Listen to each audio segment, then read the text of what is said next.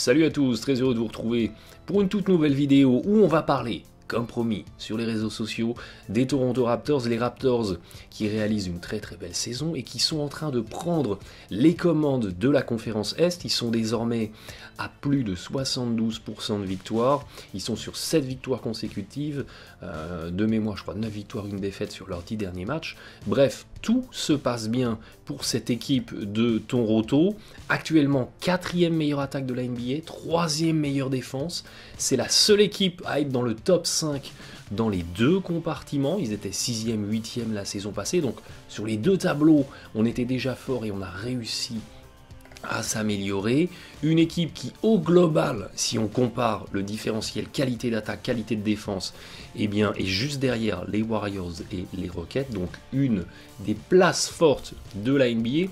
Je vous propose dans cette vidéo d'essayer de comprendre quelles ont été les raisons d'une telle progression, sachant que fondamentalement la structure de l'équipe n'a pas radicalement changé, c'est toujours le même coach, c'est toujours Laurie DeRozan Valanciunas.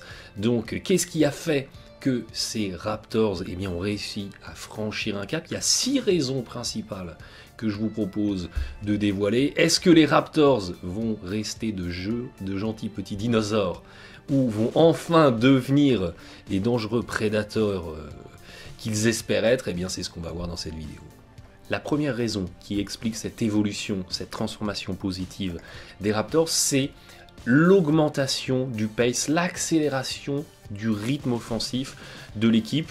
On joue cette saison beaucoup plus de possession. Regardez, en 2017, la saison passée, c'était la 22e équipe qui jouait le plus de possession de la NBA. On est passé à la 10e équipe, donc on joue plus vite, le tempo s'accélère. Ça se matérialise par en moyenne 3 tirs tentés en plus par match. Vous allez me dire 3 tirs c'est rien du tout, mais dites-vous que 3 tirs tentés, ça peut représenter 5-6 points en moyenne inscrits en plus par rapport à la saison passée. Et ça, sur le rendement offensif, ça vous permet de franchir un cap. Et puis il y a une autre chose qui est très importante. La saison passée, 23% des tirs tentés, 1 tir sur 4 été tenté alors qu'il reste moins de 7 secondes sur l'horloge. Donc c'est un tir qu'on est obligé de prendre un petit peu entre guillemets à l'arrache parce qu'il n'y a plus de temps sur l'horloge. Et bien on est passé de 23% à 18%. Et pourquoi ça c'est très important? Parce que ces tirs tentés là, quand il reste 7 secondes, moins de 7 secondes sur l'horloge, c'est des tirs à 45% d'efficacité. Alors que les tirs qui sont tentés en moins de 7 secondes, les tirs en transition, des tirs en jeu rapide, c'est des tirs qui en moyenne vous rapportent un 60% de réussite au tir réel. Donc j'accélère, j'ai des meilleurs tirs parce que la défense n'est pas encore en place. Et derrière, ça me permet d'avoir plus de volume, d'artiller plus et d'avoir aussi plus de qualité en ayant des tirs avec un meilleur pourcentage. Deuxième explication, et celle-là elle n'est pas des moindres, c'est une attaque enfin riche en mouvement, enfin il y a un petit peu de circulation de balle dans le jeu d'attaque des Raptors. La saison passée, 27e équipe de la NBA pour le nombre de passes générées par match, 30e équipe pour le ratio de passes décisives par rapport au panier marqué, donc on était très clairement dans des numéros de solistes la saison passée. Sur cette saison, on est passé en 19e et en 23e place. On ne fait pas encore partie de l'élite de la NBA, mais il y a une progression. Il y a enfin une attaque qui se fluidifie un petit peu, des extra passes qui se génèrent, le ballon circule. Et évidemment, plus l'attaque est riche en mouvement, plus c'est compliqué à défendre et plus vous allez pouvoir trouver des paniers clés en main. La saison passée, 6e équipe qui faisait le plus d'isolation en moyenne par match. On est passé de cette 6e fréquence à la 23e.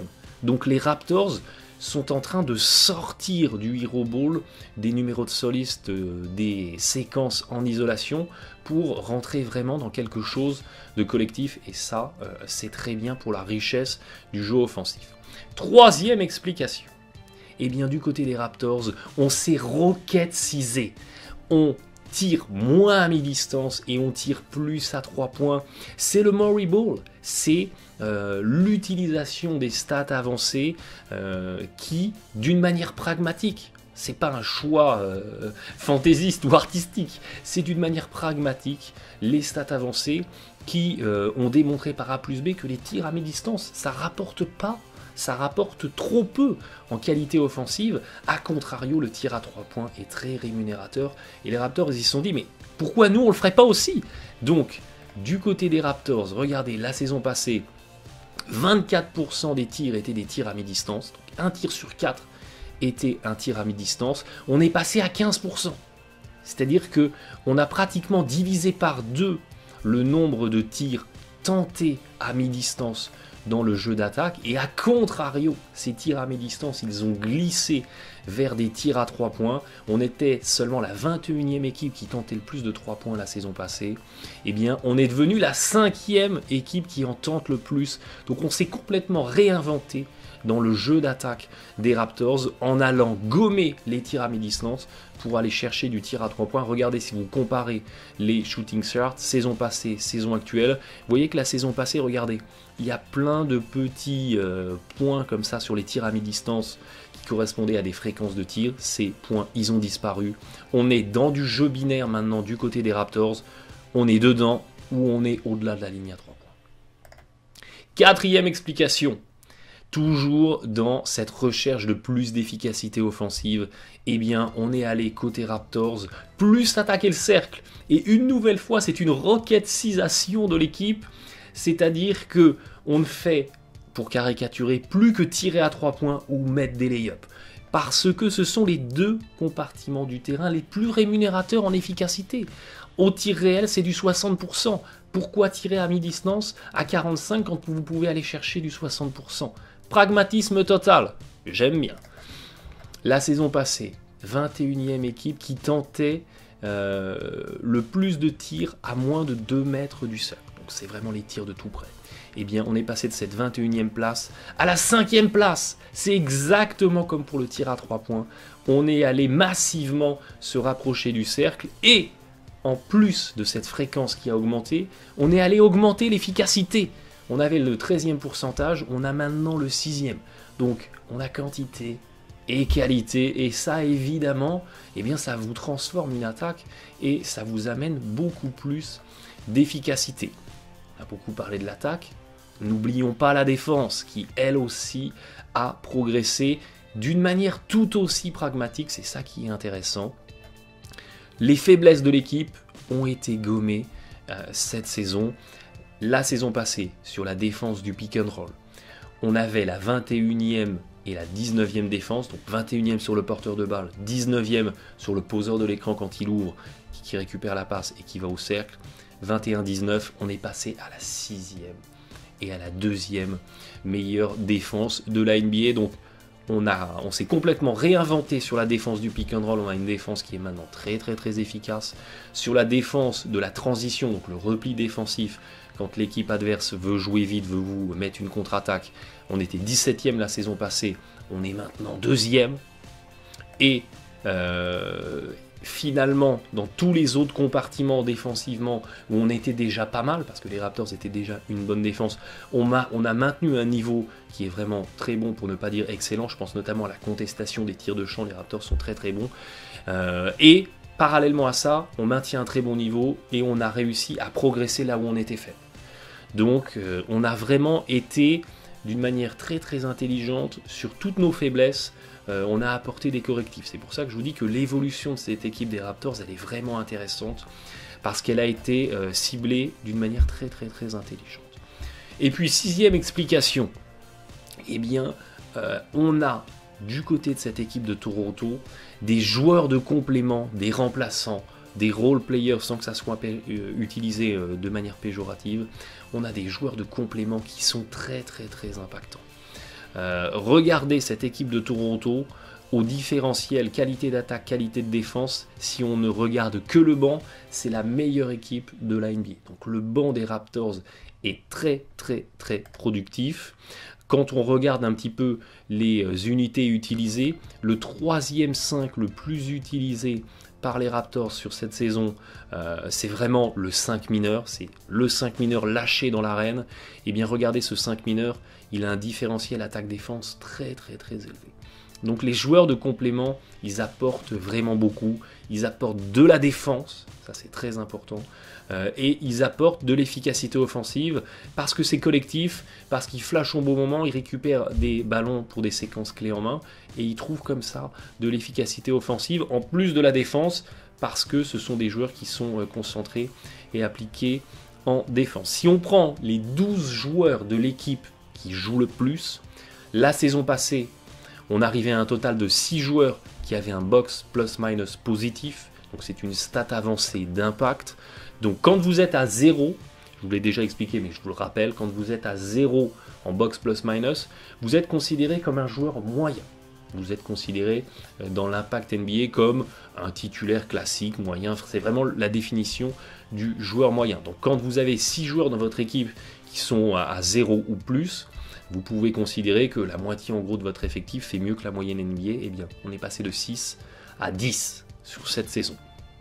Donc on a vraiment un roster qui s'est homogénéisé dans ses qualités d'impact et tout le monde contribue au succès de l'équipe. Et ça, c'est une des clés les plus importantes de toutes celles que je vous ai expliquées du succès des Raptors. C'est-à-dire que l'équipe, elle ne s'est pas fondamentalement réinventée parce que l'ossature est restée la même, mais on a des Van Vliet, on a des Poeltl, on a des Siakam, on a des Anunoby. Tous ces joueurs arrivent, qui défendent comme des morts de faim, ils arrivent à exister en attaque parce qu'ils jouent en intelligence, ils se placent bien, et à leur échelle, la somme fait que dans sa globalité, cette équipe, elle est vraiment, pour le coup, devenue un collectif, et un collectif dangereux. Vous voyez les fameux 10 joueurs qui ont un box plus-minus positif parmi les 12 qui jouent le plus de l'équipe. On retrouve bien entendu les vedettes, mais aussi tous les joueurs de complément dont je vous parlais. Mais, alors tout ça c'est magnifique. Tout ça c'est beau, c'est rose, progression pragmatique, évolution très intelligente de l'équipe qui a gommé ses faiblesses, qui a su évoluer dans le bon sens en comprenant ce qui n'avait pas marché les saisons passées. Donc ça c'est ce que je vous disais, c'est une belle démonstration de pragmatique, mais tout n'est pas si rose. Tout n'est pas si rose parce que l'équipe est l'une des plus mauvaises de la NBA dans les fins de match serrés. Moins de 3 minutes à jouer, plus ou moins 3 points d'écart, donc une possession d'écart. Et les Raptors, ils n'ont que le 27e ratio de la NBA. Donc une des meilleures équipes quand tout se passe bien, une des plus mauvaises quand on est dans des fins de match serrés. Et là où c'est plus inquiétant, c'est que au-delà de l'efficacité de l'équipe qui s'effondre complètement dans les fins de match serrés, on a un jeu collectif qui disparaît. Fin de match serré, les Raptors qui avaient retrouvé un collectif qui générait des passes, ils retombent dans leur travers, 29e génération de passes décisives dans ces fins de match serrés, et en gros, c'est le retour du Hero Ball. C'est le retour de isolation pour Laurie, isolation pour DeRozan, step back à mi-distance, step back à 3 points briques, et derrière, on n'a plus de panier en attaque, et dans le sillage, l'équipe s'écroule.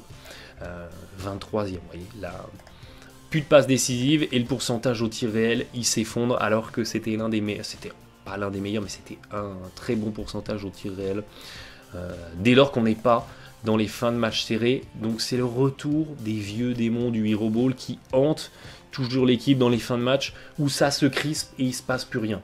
Et ça c'est inquiétant parce que quand vont arriver les playoffs et que ça va se tendre, que les rencontres vont être plus lentes, plus défensives et que ça va se finir dans des scénarios beaucoup plus serrés, eh bien je suis à nouveau inquiet pour ces Raptors qui vont reproposer ce qu'ils ont proposé toutes les saisons passées en play-off, à savoir des séquences d'attaque très pauvres et une efficacité qui s'effondre. Donc, le constat finalement, il peut être un petit peu ambivalent, parce que d'un côté, on a effectivement une équipe qui, d'une manière très spectaculaire, c'est ce que je vous ai présenté, a progressé dans plein de compartiments, mais à contrario, dans les moments clés, et dans ces moments clés qui sont un petit peu un avant-goût de play-off, eh bien les Raptors ils n'ont pas progressé par rapport à la saison passée. Donc ça va être une équipe qui va être très très très intéressante à suivre sur la fin de cette saison et évidemment sur les playoffs. Est-ce qu'on va encore avoir droit aux Raptors des saisons passées qui redeviennent des gentils petits dinosaures dès qu'arrivent les playoffs et où tout s'écroule, ou est-ce qu'enfin ils vont réussir à faire au moins une finale de conférence? Eh bien on suivra ça de très près. Nul doute que c'est sportivement une équipe qui sera très intéressante à suivre. Merci de votre fidélité, bon match à tous.